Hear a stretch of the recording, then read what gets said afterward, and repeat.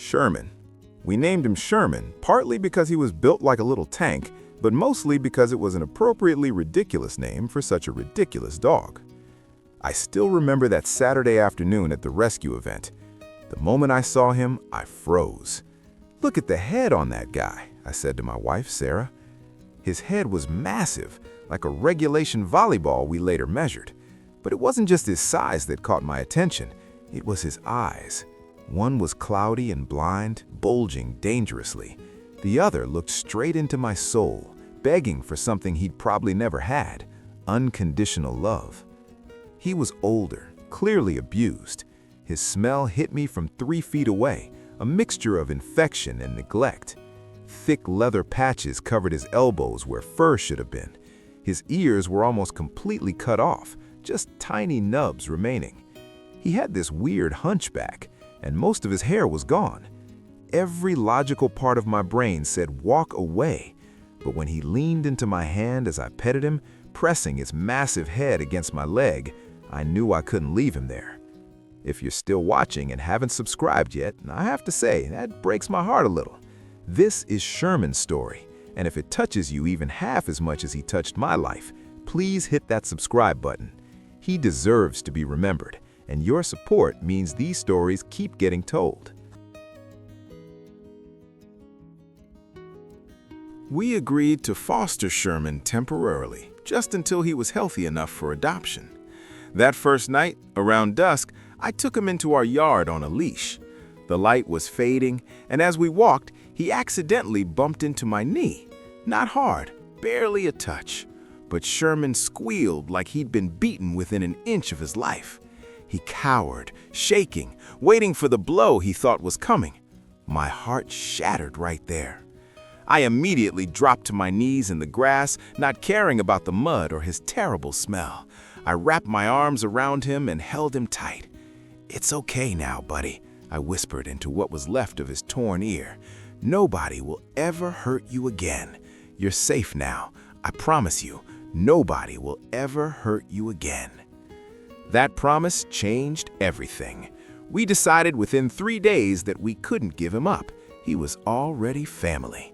Sherman integrated beautifully with our other 2 dogs. Despite everything he'd been through, he didn't have a mean bone in his body. Fear? Yes, he had that in abundance, but aggression? Not an ounce. He was the gentlest soul I'd ever met. Slowly, day by day, he started trusting us more. He'd greet new people cautiously at first, then with growing enthusiasm.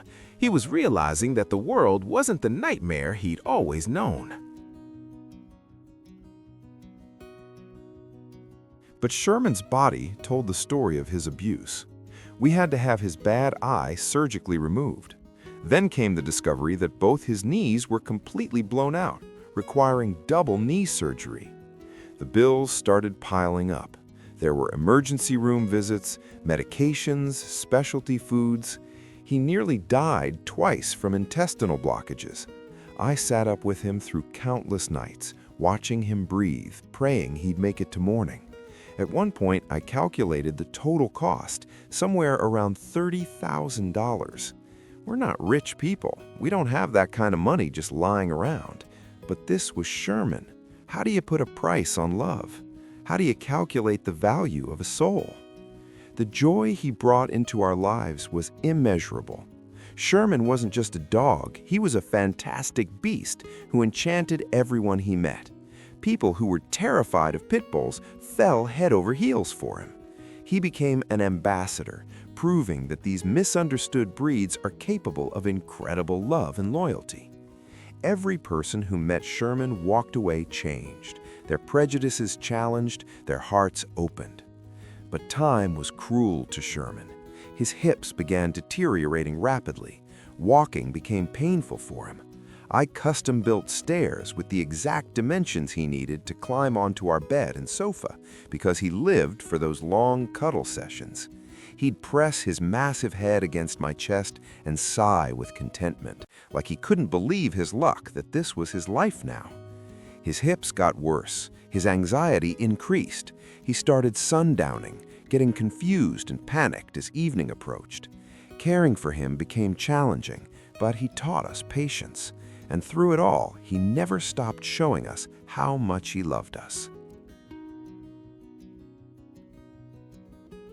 Then came that terrible morning. Sherman woke up more panicked than I'd ever seen him. Something was wrong. Terribly wrong. Within an hour, we realized the truth. His remaining eye had gone completely blind overnight. Not even light sensitivity remained. His world had gone pitch black. The terror in his face was unbearable. He kept walking into walls, crying, searching for us with his nose. The sun hadn't risen for Sherman that day. His world was darkness and fear. Sarah and I had talked before about knowing when it would be time. We'd promised each other we wouldn't let him suffer just because we couldn't bear to let go. Looking at him that morning, blind and terrified and in so much pain from his hips, we knew it was time to keep another promise to Sherman, the promise that we'd protect him from suffering. I called the vet.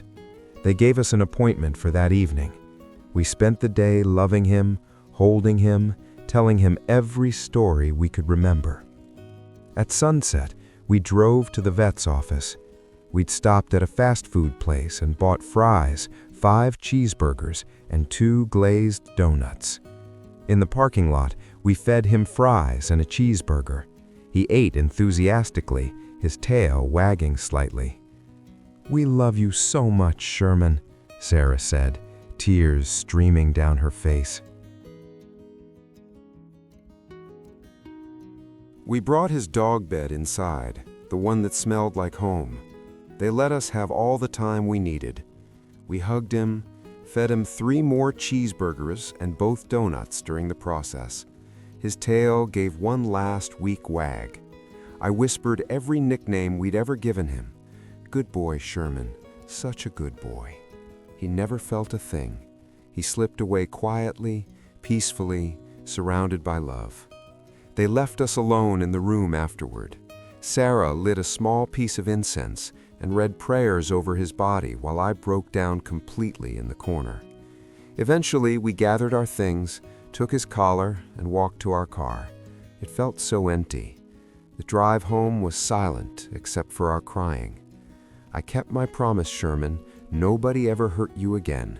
We made sure of that. We miss you every single day, our ridiculous, perfect boy. Was spending $30,000 on a rescue dog who only had a few good years left worth it? Or should people be more practical about pet expenses?